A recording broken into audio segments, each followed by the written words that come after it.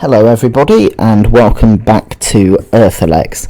It's set to be an important month for Italy with its presidential election now happening on the 24th of January. But the first election of the month was a by-election for the lower house, the Chamber of Deputies, for the first seat of Rome. It is currently 16:04 on the 18th of January in Trionfale, the quarter of Rome where the constituency is based, and the results are in. The people's will has been made clear. This election was held because Roberto Gualtieri resigned to become mayor of Rome. Gualtieri was an MEP for Central Italy from 2009 to 19, but resigned to become Minister of Finance in 2019 in the new government of Giuseppe Conte, which now included his party, the centre-left Democratic Party. He gained a seat in 2020 when incumbent Paolo Gentiloni resigned to become a European Commissioner, and he won the by-election.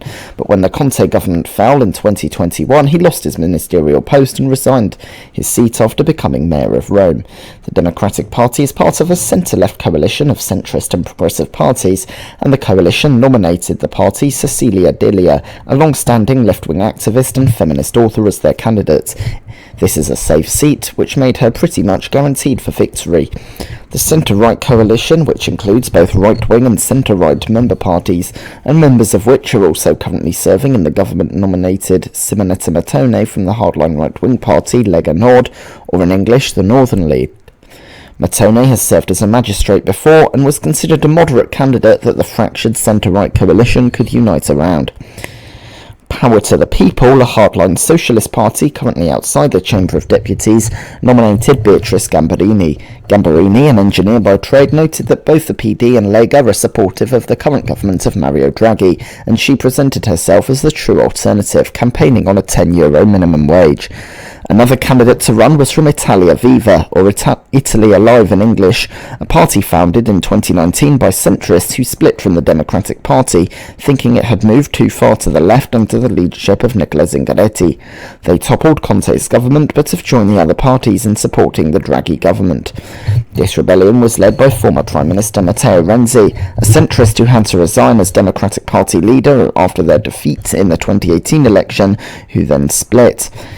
Renzi was on hand to support Italia Viva candidate Valerio Cassini, who works for a copyright collection society, emphasising his moderate credentials compared to D'Elia and Mattone, who he said were candidates of the populist left and populist right, respectively. There was one more candidate, Lorenzo Vanni. He does not belong to a party, but carried the label on the ballot Il Nuovo Mondo, which is a double entendre, meaning a new world in Italian, but also emphasising the uovo, meaning egg in Italy, meaning egg in Italian, pointing to Vanni's baldness. Vanni's campaign is serious, however, as he is a restaurateur and believes that small and medium businesses have been hit badly by the COVID pandemic, meaning they should receive benefits, and to afford this, the government should do away with the balanced budget. While in 2018, when the PD were in a slump, this was a somewhat close seat with the centre-right, it is now safe. The Five Star Movement, who also support the government, did not nominate the candidate. After they had a huge loss here in the 2020 by-election, instead they endorsed D'Elia. In the end, with a turnout of just 11.3%, it was an easy win for D'Elia, who received 12,401 votes, or 59.4%, a slight decrease of 2.8% from what Gualtieri got in 2020. Mattone got 4,678 votes, or 22.4%, which is also a slight decrease, this time of 3.7% compared to the last by-election. Cassini got 12.9% of the vote, a solid amount, considering it was a district Italia Viva had never run in before, while Gamberini slightly increased PAP's share to 3.2%, with Vanni, the independent, getting 2.0%. Therefore, Cecilia D'Elia of the Democratic Party, candidate of the centre-left coalition, won the election and will serve in the Chamber of Deputies for the Trionfale constituency. So, that's it from me.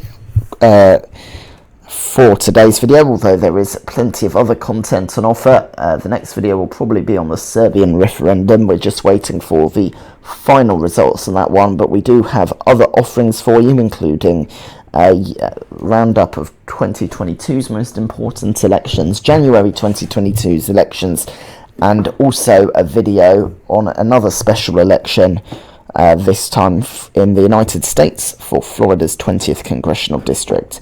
So I encourage you to watch those if you want more Earth Elects candidates. But for now, it's goodbye from me.